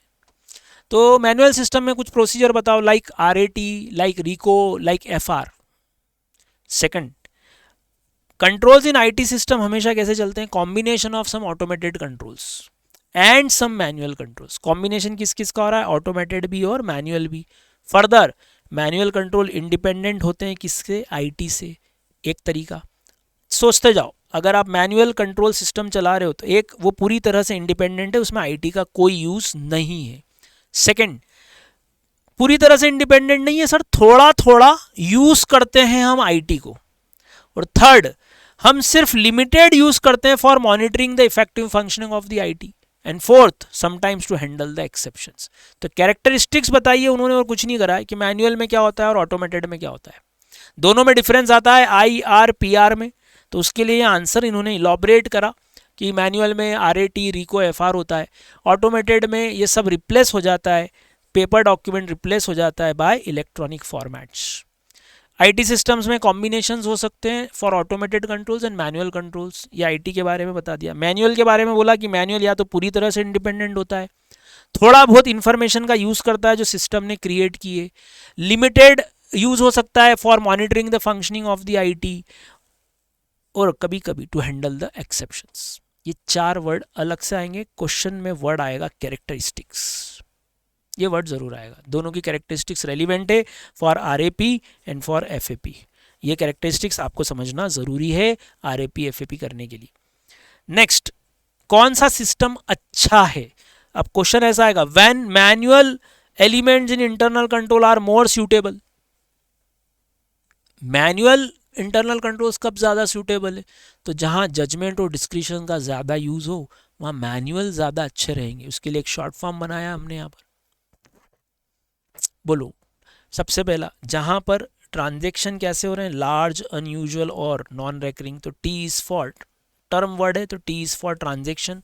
उसके लिए तीन वर्ड, लार्ज, अनयूजुअल और नॉन रेकरिंग ट्रांजेक्शन जहाँ हो रहे हैं वहाँ मैनुअल एलिमेंट ज़्यादा बेटर है कि ऑटोमेटेड? आप बताओ। वहाँ तो मैनुअल ज़्यादा बेटर है। बोलो, E इज़ फॉर एरर्स, जहाँ एरर्स डिफ़िकल्ट होती है डिफाइन करना, प्रिडिक्ट करना, एंटिसिपेट करना, E इज़ फॉर एरर्स। बोलो, M is for monitoring, monitoring the effectiveness of automated control के लिए आपको मैनुअल एलिमेंट ही चाहिए। मशीन भी ठीक काम करे उसके लिए भी तो एक आदमी बैठा होना चाहिए, तो this is for M, monitoring. R is for responses, R is for responses. मैं इसको थोड़ा सा रब कर देता हूँ तो आपको वर्ड्स दिख जाएंगे। वापस से बोलो, पहला वाला क्या था सर? ट्रांजेक्शन्स, जो कि कैसे हैं, हमारे पास तीन तरह के ट्रांजेक्शन हैं, इसमें मैनुअल अच्छे रहते हैं। एरर्स जो डिफ़िकल्ट है प्रिडिक्ट करना, डिफाइन करना, एंटिसिपेट करना। ऐसी स्थितियां हैं जहां आपको रिस्पॉन्ड करना पड़ता है जो कि एग्जिस्टिंग ऑटोमेटेड कंट्रोल के स्कोप के बाहर है। अब प्रॉब्लम समझो, ऑलरेडी आपके ऑटोमेटेड कंट्रोल है, हाँ, लेकिन जो सर्कमस्टेंस है वो ऐसी है जिसमें आपका ऑटोमेटेड कंट्रोल वर्क नहीं कर पाएगा एग्जिस्टिंग वाला, या तो सिस्टम अपडेट करो, उस दौरान फिर मैनुअल इंटरवेंशन ही चाहिए। वो फोर्थ है मॉनिटरिंग, कि क्या आपके ऑटोमेटेड कंट्रोल इफेक्टिवली वर्क कर रहे हैं। तो ये चार एग्जाम्पल हैं, 2 मार्क्स का ये क्वेश्चन आ सकता है कि when manual control is suitable. Second question अलग से, when manual controls are less suitable, ये तो आपको मालूम है खैर, जहाँ हाई वॉल्यूम हो, रेकरिंग ट्रांजेक्शन हो, ऐसी सिचुएशन है जहाँ एरर्स को आप प्रिडिक्ट एंटिसिपेट कर सकते हो और इस तरह से हम उसको प्रिवेंट भी कर सकते हैं, वहाँ पर फिर आप क्या बोलोगे? सर मैनुअल रहने देते हैं, ऑटोमेटेड कर लेते हैं, है ना। एक प्रॉब्लम मैनुअल की ओर क्या है, कंसिस्टेंसी मेंटेन नहीं होती। वो तो सर हमको मालूम है, हम स्टूडेंट है ना सर, हम सबको ये बात पता है, कंसिस्टेंसी हमसे भी मेंटेन नहीं होती है, यही तो हमारी सबसे बड़ी प्रॉब्लम है। तो मैनुअल कई बार लेस रिलायबल क्यों हो जाते हैं, क्योंकि वो इजीली बाईपास हो सकते हैं, इग्नोर हो सकते हैं, ओवर रिडन हो सकते हैं। मोस्टली वो सिंपल एरर्स और मिस्टेक कर देते हैं, कंसिस्टेंसी उनका सबसे बड़ा इशू है। तो manual control are less suitable in these two following circumstances. इसमें वैसे पॉइंट बहुत सारे हैं, बोलना अलग अलग पॉइंट। पहला, हाई वॉल्यूम रेकरिंग ट्रांजेक्शन, या इन सिचुएशंस वेयर एरर्स को प्रिडिक्ट करके आप उसका पीडीसी भी कर सकते हो, प्रिवेंट डिटेक्ट करेक्ट भी कर सकते हो। कैसे, when the controls are automated. Second, control activities जो है उनका कुछ स्पेसिफिक वे है कंट्रोल परफॉर्म करने का, they can be adequately design and automated, तो वहाँ पर आपको मैनुअल की ज़रूरत ही नहीं है। अगर कुछ कंट्रोल एक्टिविटी को आप एडिक्वेटली डिज़ाइन कर पाओ, ऑटोमेटेड कर पाओ, किस स्पेसिफिक वेज में ही वो परफॉर्मेंस देंगी, तो बढ़िया है, वहाँ पर आप मैनुअल मत लगाओ, आप ऑटोमेटेड लगा लो। तो ये छोटा सा एक और आंसर आपको याद करना पड़ेगा। मैनुअल के नुकसान गिनाने से शुरू कर सकते हो आंसर को।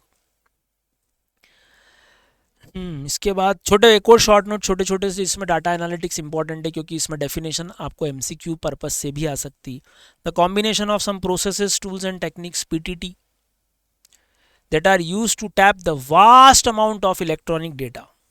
डेटा भी कैसा है सर, इलेक्ट्रॉनिक है, कितना है, वास्ट है। हम क्या कंबाइन कर रहे हैं, some processes, some tools and techniques, उसको ही क्या बोला गया, डाटा एनालिटिक्स। लेकिन कब, जब वो मीनिंगफुल इंफॉर्मेशन दे। तो वास्ट अमाउंट ऑफ डेटा को टैप कर रहे हो through your processes, through your tools and techniques, ताकि वास्ट अमाउंट ऑफ डेटा को मीनिंगफुल इंफॉर्मेशन में कन्वर्ट कर पाए। इस डेटा को आप मीनिंगफुल इंफॉर्मेशन में कन्वर्ट कर पाओ, इस पूरी थ्योरी को क्या बोलते हैं, इस पूरी प्रोसेस को क्या बोलते हैं, डाटा एनालिटिक्स। एक तो डेफिनेशन जरूर लिखना।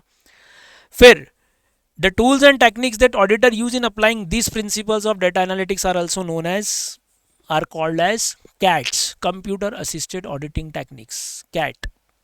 तो डाटा एनालिटिक्स कब कब यूज करोगे, for testing of the electronic records. आजकल तो सीए लोग भी, मतलब अपन ऑडिटर के तौर पर भी डाटा एनालिटिक्स कर ही रहे। It can be use in testing of electronic record, data which is inside the systems या रिसाइडिंग इन द सिस्टम्स। कैसे यूज कर रहे हो, through spreadsheets, through specialise audit tools use कर सकते हो। यूज कहाँ कहाँ होगा, इन सब जगहों पे यूज होगा। सीरीज आप बदल सकते हो मेरे साथ साथ। हम सबसे पहला पॉइंट ये लेंगे, ऑडिटर कहाँ यूज कर रहा है डाटा एनालिटिक्स का, selection of audit sample, random है, सिस्टमैटिक है, ऑडिट सैंपल। ऑडिट सैंपल है तो क्या चेक करना है आपको, डाटा और population, that will be used for test of control और सब्सटेंटिव टेस्ट, या टेस्ट ऑफ डिटेल्स भी लिख सकते हो। तो आपने बोला हम सैंपल सिलेक्ट करेंगे, किसका, डाटा और पॉपुलेशन का, तो उसकी क्या चेक कर रहे हैं, कंप्लीटनेस। तो पहले मैंने सैंपल से शुरू किया कि आप डाटा एनालिटिक्स का यूज जब टेस्टिंग में करोगे तो क्या परफॉर्म करने के लिए करोगे, तो सर हम सिलेक्शन में यूज करेंगे, और सर डाटा और पॉपुलेशन की कंप्लीटनेस चेक करने में कर लेंगे। Then sir recomputation of the balances. Fourth, reperformance of the mathematical calculations, तो recomputation, reperformance. Fifth one, analysis. इसी एनालिसिस में आपको क्या मिल सकता है, फ्रॉड, तो फ्रॉड का इन्वेस्टिगेशन। और इसके दौरान आप देखोगे कि हमारी डिफिशिएंसीज पे इसका क्या इंपैक्ट है। डाटा एनालिटिक्स का यूज आप डिफिशिएंसीज पे, कंट्रोल डिफिशिएंसीज के इंपैक्ट को एनालाइज या इवैल्यूएट करने में भी कर सकते हो। तो 7 पॉइंट्स हैं, सैंपल सिलेक्ट किए, कंप्लीटनेस ऑफ डाटा या पॉपुलेशन देखा, रिकम्प्यूटेशन ऑफ बैलेंस किया, री परफॉर्मेंस ऑफ मैथमेटिकल कैलकुलेशन किया, जर्नल एंट्रीज का एनालिसिस किया तो हमको कुछ कंट्रोल डिफिशिएंसीज मिली, उसका इंपैक्ट देखेंगे, प्लस फ्रॉड का इन्वेस्टिगेशन करेंगे। बोलो ये लिंक कर लेंगे क्या पॉइंट्स, ट्राई कर लेना रफ में, अभी साइड पे कॉपी पे आप क्या क्या रिलेट कर पा रहे हो, इसको ट्राई ज़रूर करना। लेक्चर को पॉज करके भी आप ट्राई कर सकते हो। तो ये था डाटा एनालिटिक्स पे शॉर्ट नोट, जिसमें पहले डेफिनेशन लिखना, फिर उसका परफॉर्मेंस या यूज कहाँ कहाँ हो सकता है। ये 2 लाइन जरूर ले लेना, कैट वाली। जो tools and techniques auditor use करता है for data analytics, they are known as CAAT, and it uses for performing the following. Data analytics performs the following, ऐसा भी लिख सकते हो। यस और शॉर्ट नोट किसका है, डिजिटल ऑडिट। ये भी एक छोटा सा अजीब सा शॉर्ट नोट है, मन से भी लिख सकते हो एक रीडिंग पे। नया कंटेंट है लेकिन, इसीलिए इस पे सिग्नेचर अपना मेन जो हैशटैग जैसा कुछ लगा रखा है, ये इसीलिए। डिजिटल ऑडिट नया पार्ट है, प्लीज पढ़ना इसको एक बार। शॉर्ट नोट वेरी इजी, इतना सा कहानी जैसा है, कुछ भी नहीं। कि एंटिटीज आजकल डिजिटलाइजेशन को एम्ब्रास कर रही है, embracing the digitalisation as a part of their operation. so that they can keep pace with the changing time. समय के साथ बदलाव. New technologies are also helping the companies revamp their operations, rethink the business. तो दोनों word आ गए, revamp and rethink. Companies are restructuring their business model, ताकि अब वो कैसे ड्राइव करें उनका बिजनेस मॉडल. वो चाहते हैं ड्रिवन बाय टेक्नोलॉजी. AI आई गया इसीलिए. Automation is the key two digit. आपको कुछ भी डिजिटलाइजेशन करना है तो ऑब्वियसली आप ऑटोमेशन पे जाओगे. अब ऑडिट के लिए क्या, जब बिजनेस चेंज हो रहा है तो ऑडिटर के लिए भी कुछ तो इम्पैक्ट आएगा. तो in such a business environment use of digital technology is made by auditor also. कैसे? From planning to expression of the reports या opinion. Auditor is also making use of what? AI, data analytics, latest technologies. ICI भी इस पे seminars करवा रहा है. इन तीनों से ऑडिटर को भी क्या फ़ायदा है? It will help in understanding the business process. Again RAP आ गया आपका.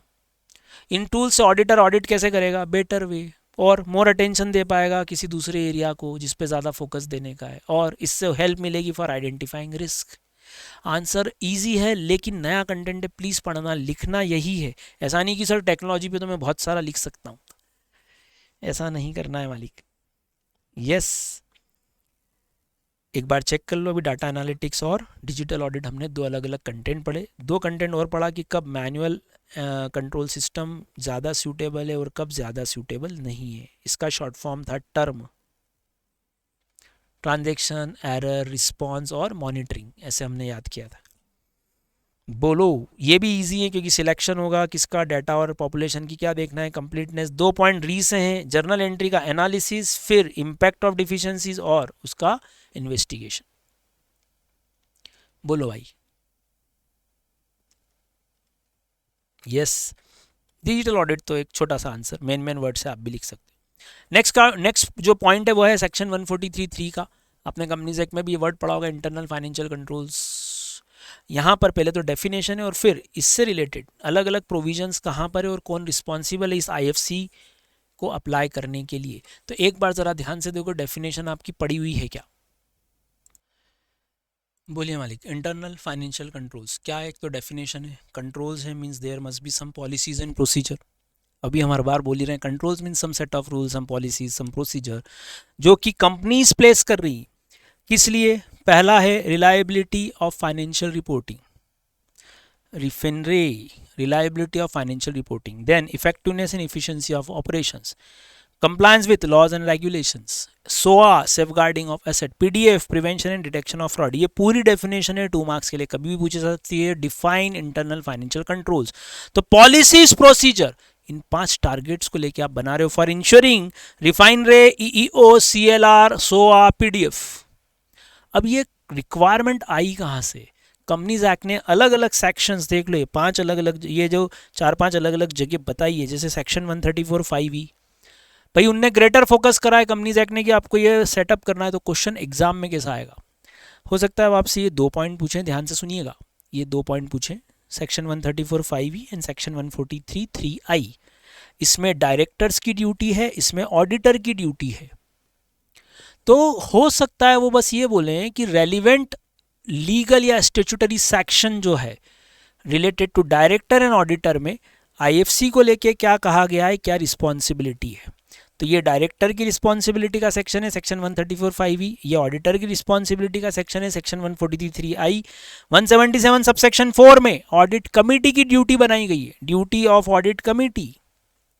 और 149 सब सेक्शन 8 में इंडिपेंडेंट डायरेक्टर को रिस्पॉन्सिबल बनाया गया है ताकि IFC के ऊपर वर्किंग कर पाए. तो कंपनीज एक्ट ने बहुत ज़्यादा फोकस करा है, अलग अलग जगह सेक्शंस देके सबको रिस्पॉन्सिबल बना दिया. तो हो सकता है वो आपसे किन्हीं 2 लोगों की रिस्पॉन्सिबिलिटी पूछे, लाइक डायरेक्टर्स की लायबिलिटी बोलो IFC की, और ऑडिट कमेटी की लायबिलिटी बोलो. तो आपको प्लीज़ ये सेक्शन याद रखना है और जितना पूछा जाए उतना ही लिखना है, ज़्यादा नहीं लिखना है. डायरेक्टर की क्या लायबिलिटी है बोलो, तो उन्होंने क्लियर बोला कि in case of listed companies director क्या इशू करते हैं, DRS, डायरेक्टर रिस्पॉन्सिबिलिटी स्टेटमेंट. उसमें डायरेक्टर्स की ड्यूटी है कि they have to state that कि director have laid down IFC to be followed by the company and those controls are adequate and operating effectively. हर बार control system के लिए ही बोलना पड़ता है. कंट्रोल्स हैं मतलब एग्जिस्टेंस, कंट्रोल इफेक्टिव हैं, इफेक्टिवनेस ई, और कंटिन्यूटी है, लगातार है, एडिक्वेसी. ऑडिटर को तो रिपोर्ट में ही बोल दिया था आपने, सेक्शन 143(3)(i) पढ़ा हुआ है कंपनी लॉ में कि वेदर द ऑडिटर को इस पर कमेंट करना है, whether the company has adequate IFC in place मतलब वही एग्जिस्टेंस एंड ऑपरेटिंग इफेक्टिवनेस पे भी आपको इसकी कमेंट करना है। अब ये क्वेश्चन अलग से MCQ या 2 मार्क्स के लिए आ सकता है कि कब 143(3)(i) नहीं लगता, क्योंकि ये लॉ में लिखा हुआ है। तो ये रिक्वायरमेंट किन किन कंपनीज पे अप्लाई नहीं होती है, MCQ के पर्पस के लिए पढ़ के जाना जरूरी है। OPC स्मॉल कंपनी के ऑडिटर इसका कंप्लायंस नहीं करेंगे, मतलब स्मॉल कंपनी का मैं ऑडिट कर रहा हूं, OPC का मैं ऑडिट कर रहा हूं, तो मैं इस पे कमेंटिंग नहीं करूंगा।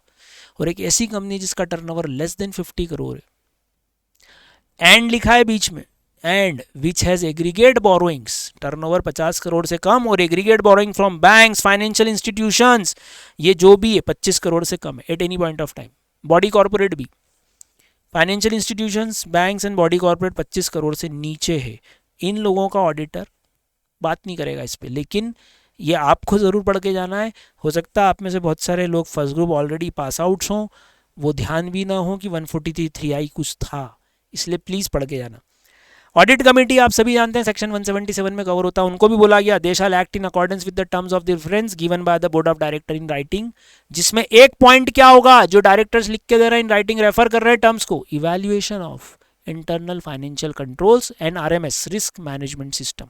तो ऑडिट कमेटी एक्ट करेगी in accordance with the terms which are specified in writing by the board, लेकिन इन टर्म्स में एक कंडीशन और होगी, एक टर्म और होगी, वो होगी इवैल्यूएट करो आप IFC को और RMS को। इंडिपेंडेंट डायरेक्टर हंस रहे थे, तुम सब लायबल हो गए, मैं बच गया। तो कंपनी लॉ बनाने वाले ने बोला इधर इधर इधर आपकी भी लायबिलिटी है, क्या क्या देखने की, the company and the independent director shall abide by the provision of schedule 4, जो क्या देता है, code of independent director.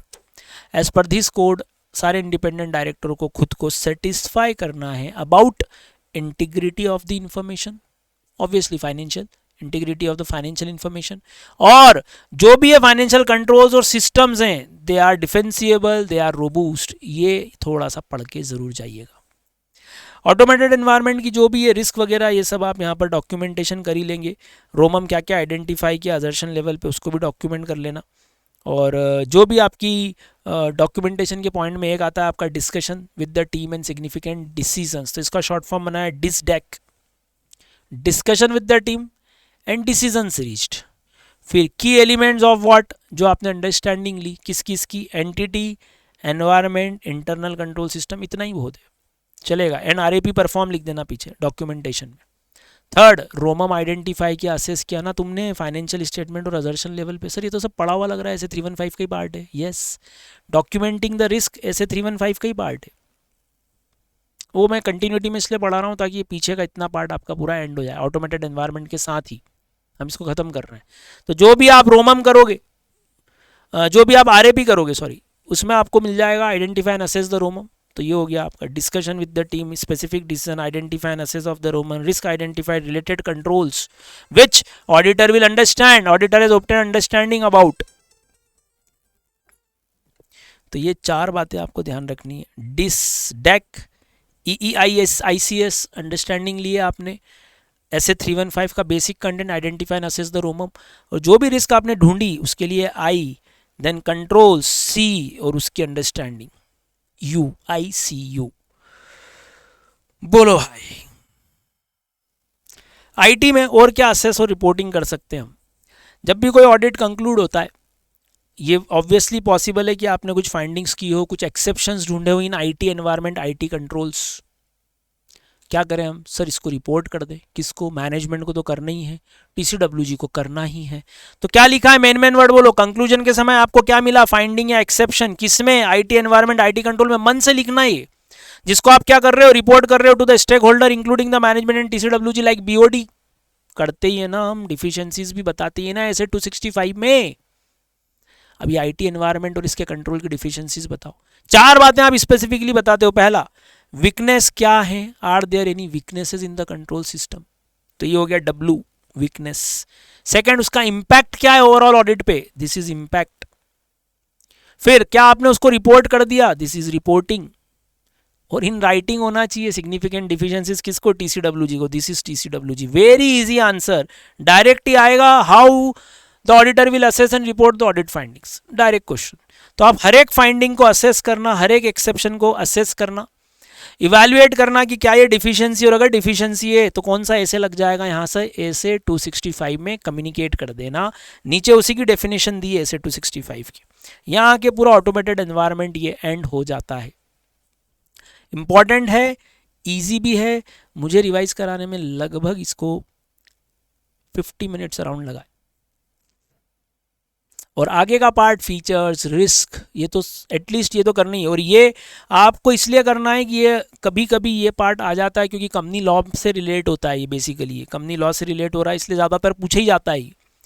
Easy answers हैं, प्लीज़ इनको रीडिंग लीजिएगा, इस रिवीजन लेक्चर को ही सामने रख के, चाहें तो आप 2 बार सुन लीजिएगा। मैंने मोस्टली टर्म्स इंग्लिश में बोले हैं, तो बेसिकली आपको जो लिखना है वो सारे वर्ड्स मैंने बोले हैं, और मैक्सिमम इंग्लिश में हमने सेंटेंसेस को फ्रेम करने की कोशिश की बोलते बोलते। तो आप इसी रिवीजन लेक्चर से 320 प्लस ऑटोमेटेड एनवायरनमेंट, ये हमारा पार्ट 1 और पार्ट 2 ख़त्म होता है यहाँ पे चैप्टर नंबर 3 का। ओवरऑल चैप्टर 3 जो है अराउंड 10 to 15 मार्क्स का कॉन्स्टिट्यूट कर सकता है, लेकिन अगर इसमें से एक एक क्वेश्चन आता है तो लगभग 7 to 8 मार्क्स तो हम यहीं से कवर कर लेंगे, और MCQ भी आ जाए अगर तो 2 मार्क्स का कोई MCQ हमसे आराम से बनेगा। तो जब चैप्टर 3 अभी पूरा ना करें, एक साथ नहीं होगा, ये टुकड़ों में करना, 320 और ऑटोमेटेड एनवायरनमेंट करेंगे सबसे पहले हम, ये करना ही है, एक क्वेश्चन ऑटोमेटेड में से हर बार आ रहा है। यस, चलिए मालिक, मुलाकात होती है, मिलते हैं फिर वापस से, धन्यवाद। कल वापस से आएंगे हमारे ऐसे 700 की सीरीज़ पे। हमने लास्ट डे 700, 701 और 705 पढ़ लिया था चैप्टर 8 का। आज आप ये 2 पार्ट पढ़ रहे हो और इम्पॉर्टेंट, वापस से कल का लेक्चर जो होगा वो 700 के बचे हुए से इसको कवर करेंगे, प्लस कारो का 20 मिनट्स का ऑडियो मैंने भेज दिया है, ऑडिट आसान है ग्रुप पर, प्लीज़ वहाँ से उसको 2 बार सुन लेना। मिलते हैं फिर, ध्यान रखिएगा अपना, थैंक यू, राधे राधे।